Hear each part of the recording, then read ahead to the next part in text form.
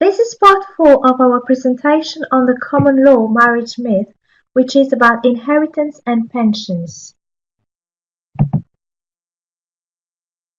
When you're married or in a civil partnership, the law, that is, the Succession Act 1965, entitles your surviving spouse or civil partner the legal right to acquire a share of your estate when you die.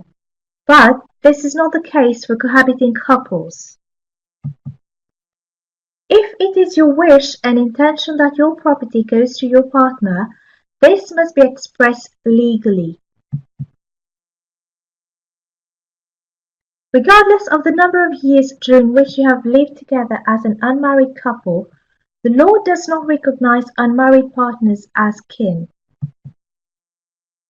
According to the law, even if you're currently cohabiting, the next of kin who are most likely to benefit from your estate in the absence of a will are your spouse if you're still legally married, your children, your parents, or your siblings.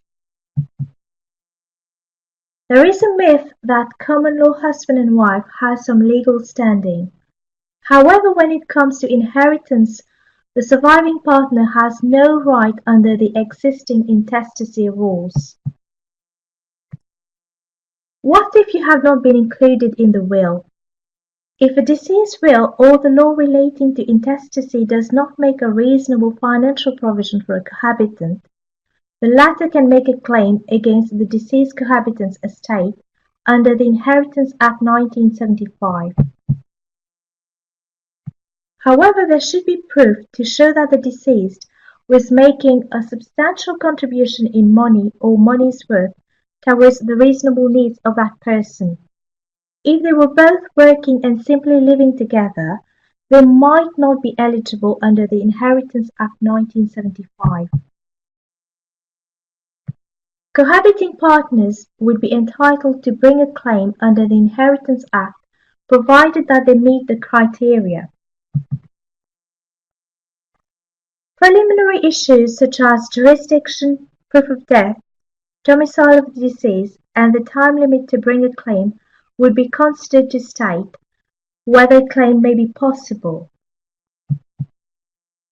To be able to make a claim under the Inheritance Act 1975, it must be proved that the partners have been cohabiting for a period of 2 years immediately prior to death, or that they had a child together.